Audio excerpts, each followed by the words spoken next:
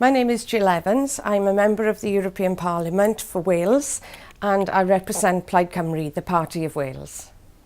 For us in Wales, of course, we have to look at Wales's national interest within the EU, which is quite different from the rest of the UK.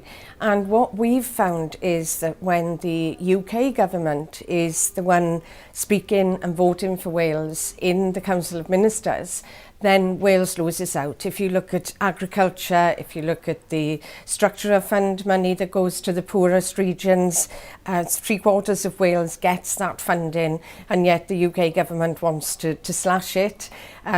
Recently we've had the publication of the new European transport map, where the UK was dealing with the Commission and Wales has been completely left out.